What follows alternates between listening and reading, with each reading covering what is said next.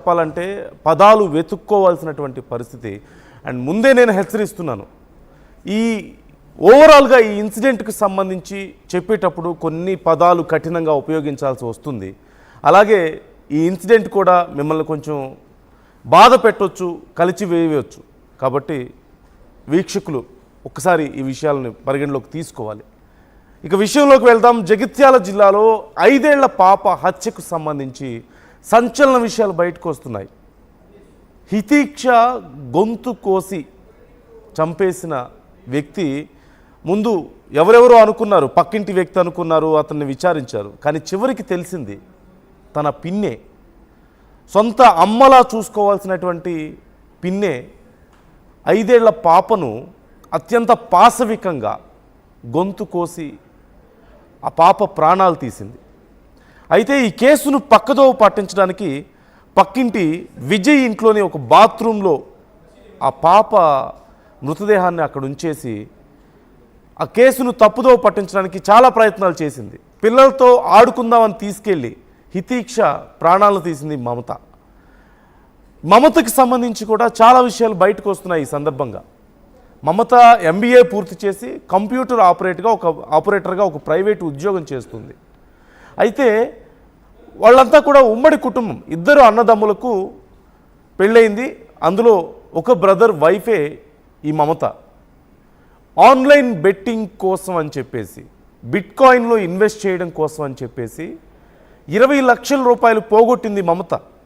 అయితే ఈ విషయానికి సంబంధించి ఇంట్లో వాళ్ళు కాస్త గట్టిగా ప్రశ్నించడంతో మమత హర్ట్ అయిపోయి, మమత బాధపడి తనకి విలువ దక్కకుండా పోయిందని, తన తోటికోళ్లకు మాత్రం విలువ దక్కుతుందంటూ ఈర్ష్య పెంచుకుంది.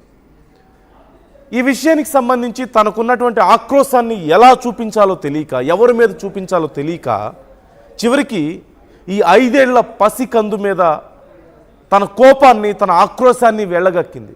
చివరికి ఆ పసికందు ప్రాణాలు తీసే వరకు వెళ్ళింది. తీరా చూస్తే పక్కింట్లో ఉన్నటువంటి వ్యక్తి మీద ఆ నెపాన్ని నెట్టే ప్రయత్నం. అంటే తన ఇంట్లో చేస్తే, లేదంటే ఇంకెక్కడైనా చేస్తే అనుమానం వస్తుందేమో, చాలా తెలివిగా పక్కింటి బాత్రూంలో ఈ పని చేస్తే పక్కింటి వ్యక్తి మీద అనుమానం పడతారు. అతను ఎలాగో తాగుబోతూ, మందుకి బానిసై ఉన్నాడు కాబట్టి సహజంగా అతని మీదకి వెళ్తుంది అని చెప్పేసి ప్రయత్నాలు చేసి ఆ పాప ప్రాణాలు తీసి ఏమీ తెలియనట్లుగా తిరిగి మళ్ళీ అదే కుటుంబ సభ్యులతో కలిసి పాప కనిపించడం లేదు అంటూ కన్నీరు మున్నీరుగా ఏడుస్తున్నటువంటి విజువల్స్లో కూడా మనం చూడొచ్చు. RTV మీకు చూపిస్తున్నటువంటి విజువల్స్లో తల్లి గుండెలు పగిలేలా ఏడుస్తుంటే ఆ తల్లి కంటే ఎక్కువగా తల బాదుకుంటూ ఏడుస్తున్నటువంటి ఆ వ్యక్తిని మనం చూస్తున్నాం కదా. తనే పాప, 5 ఏళ్ల పాప, కన్న కూతురులా చూసుకోవాల్సినటువంటి పాప ప్రాణాలను అత్యంత పాశవికంగా, దారుణంగా గొంతు కోసి ప్రాణాలు తీసినటువంటి యువతి చూస్తున్నాం కదా. ఎంత దారుణంగా, ఎంత బాగా డ్రామా ఆడుతుందో చూస్తున్నాం కదా. సొంత తల్లి గుండెలు పగిలేలా ఏడుస్తుంటే అంతకంటే ఇంకా ఎక్కువగా ఏడవడానికి ప్రయత్నిస్తూ, తల బద్దలు కొట్టుకోవడం ఏడవడానికి ప్రయత్నిస్తున్నటువంటి ఆ యువతిని మనం చూస్తున్నాం. ఈ నేపథ్యంలో పోలీసులు ముందుగా పక్కింటి వ్యక్తిని అనుమానించి అతన్ని విచారించారు.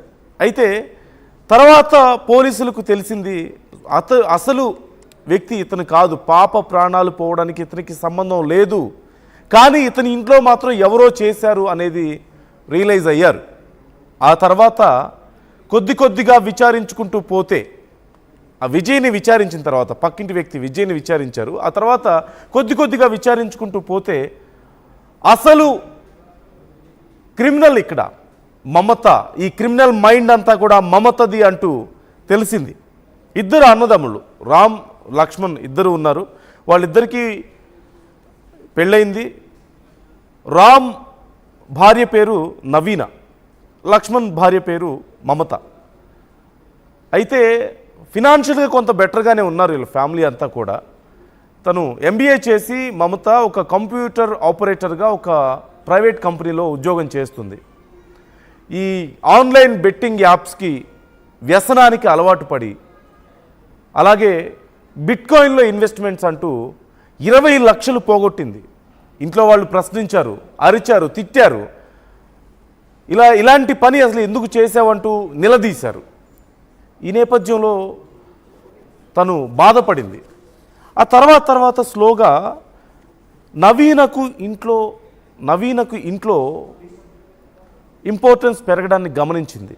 తన తోటి కోడలకు ఇంపార్టెన్స్ ఎక్కువైపోతుంది, తనకి మాత్రం ఇంపార్టెన్స్ రావడం లేదు అంటూ నవీన మీద ఆక్రోశాన్ని పెంచుకుంది, కోపం పెంచుకుంది, పగను పెంచుకుంది. ఎలా తన పగను తీర్చుకోవాలి అనేది తెలియడం లేదు. నాకు చచ్చిపోవాలని ఉంది, ఇలాంటి ఒక బ్రతుకు నాకు బ్రతకాలని లేదు, ఇంట్లో విలువ లేదు, బయట విలువ లేదు అంటూ చాలామంది బంధువులకు ఫోన్ చేసి చాలాసార్లు మమత చెప్పినట్లుగా తెలుస్తోంది. అయితే ఒక సమయం తర్వాత తోటికోడలు సంతోషాన్ని భరించలేక తనకంటే ఎక్కువ ఇంపార్టెన్స్ తోటికోడలకు రావడాన్ని చూసి తట్టుకోలేక ఎలాగైనా సరే ఆ సంతోషాన్ని పోగొట్టాలని చెప్పి మమత అనుకుంది. ఈ నేపథ్యంలోనే ఇలాంటి ఒక కర్కశమైనటువంటి రాక్షసత్వమైనటువంటి నిర్ణయం తీసుకుంది. 5 ఏళ్ల పాప మీద, పిన్ని అంటే తోటికోడలు కూతురు అంటే తనకు కూడా కూతురు లాంటిదే కదా, ఒకే ఇంట్లో ఉంటారు. పిన్ని అంటూ అమ్మతో సమానం పిన్ని అంటారు.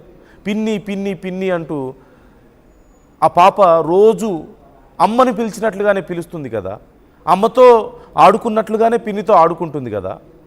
మరి కూతురు లాంటి ఆ పాపను, కూతురే ఒక రకంగా చెప్పాలంటే, అలాంటి పాపను అంత పాశవికంగా హత్య చేయగలిగినటువంటి అలాంటి ఒక హృదయం, రాక్షస హృదయం మరి ఎక్కడి నుంచి వచ్చిందో ఆ యువతికి. ఈ ఘటన ఇప్పుడు సంచలనంగా మారిందని చెప్పాలి. ఒక జగిత్యాల జిల్లాలోనే కాదు, రాష్ట్ర వ్యాప్తంగా కూడా ఇలాంటి ఒక రాక్షసత్వం ఒక అమ్మలో ఉంటుందా? ఆ యువతికి కూడా 2 పిల్లలు ఉన్నారు. అలాంటి ఒక తల్లి మనసు ఇంత దారుణంగా, ఇంత క్రూరంగా ఎలా చేయగలుగుతుంది అనేదే ఎవరికి అర్థం కావడం లేదు. ఈ అంశానికి సంబంధించి మా ప్రతినిధి చంద్రశేఖర్ ఉన్నారు. చంద్రశేఖర్, ముందుగా విజయ్ని అనుమానించారు పోలీసులు, విచారించారు.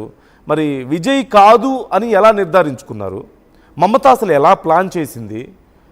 అలాగే చివరికి మమతే ఈ హత్య చేసింది, ఈ పని, ఇంత దారుణమైన పని చేసిందని పోలీసులు ఎలా గుర్తించగలిగారు? ప్రస్తుతం అక్కడ పరిస్థితి ఏంటి?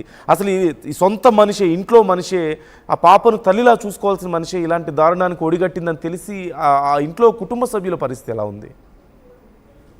ఎస్ నందు, హృదయ విదారకంగా మారినటువంటి జగిత్యాల జిల్లా కురుట్ల ఆదర్శ నగర్ కు సంబంధించినటువంటి హితీక్ష హత్య కేసులో సంచలనమైనటువంటి ట్విస్టులు వచ్చాయి. ముందుగా విజయ్ అనేటువంటి వ్యక్తి అదే గల్లీలో దాదాపు 50 మీటర్ల నుంచి 60 మీటర్ల దూరంలోనే ఈ నవీన మమతలు నివసిస్తున్నటువంటి గృహానికి సమీపంలో ఉంటుంది. అతను ఇటీవల కాలంలో మద్యానికి బానిసగా మారిపోయాడు. భార్య, కూతురు అతన్ని వదిలేసి వెళ్ళిపోయారు. ఒంటరిగా ఉంటున్నటువంటి ఈ వ్యక్తి వినాయక విగ్రహాలను తయారు చేసుకుంటూ ఉపాధి పొందుతున్నాడు. ఈ క్రమంలో గత 4 రోజుల క్రితమే నర్సంపేట, వరంగల్ ఉమ్మడి జిల్లాలో నర్సంపేటకి వెళ్ళిపోయాడు. అయితే ఆ డోర్ ఓపెన్ ఉంటుంది, బాత్రూమ్ డోర్ ఓపెన్ ఉంది, ముందు డోర్ ఓపెన్ ఉంది. మధ్యాహ్నం బానిస అయ్యాడు కాబట్టి అక్కడ ఎవరు లేరు, కేవలం ఆ నివాసానికి మాత్రమే, మెయిన్ డోర్ మాత్రమే తాళం వేసి ఉంది. ఈ క్రమంలో గత 4 మాసాల క్రితం జరిగినటువంటి ఘటన అసూయ, ద్వేషాలు, ఈర్ష్యతో కుమిలిపోయింది, రగిలిపోయింది ఈ మమత.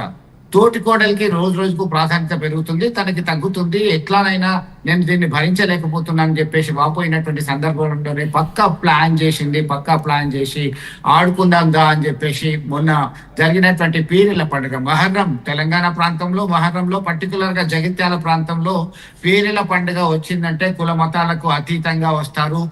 పులి వేషధారులను డప్పు చప్పుల మధ్య కోలాహలంగా జరుగుతుంది. ఇదే క్రమంలో అప్పటికే పక్కా ప్లాన్ తో ఉన్నటువంటి మమత ఒక పదునైనటువంటి ఆయుధాన్ని వెంట తీసుకొని ఆడుకుందాం దా చిన్న ఇతీక్ష అంటే సరే అమ్మా అంటూ వెళ్ళిపోయిన తర్వాత ఆ సౌండ్ పాప అరుపులు కలిసిపోతాయి అనుకుందా మరి ఏంటో తెలియదు, కానీ బాత్రూంలోకి వెళ్ళి విచక్షణ రహితంగా అంతం చేసింది, చనిపోయిందని నిర్ధారించుకున్న తర్వాత ఆ పాపను అక్కడే పడేసి ఆ వెంట తెచ్చుకున్నటువంటి కత్తిని ఆమె లెగ్గిన్కి, కొంత బట్టలకి రక్త మరకలు అంటాయి, వాటిని గబగబా చుట్టేసి డ్రెస్ మార్చుకొని సమీపంలో ఉన్నటువంటి ఒక ఫంక్షన్ హాల్ దగ్గర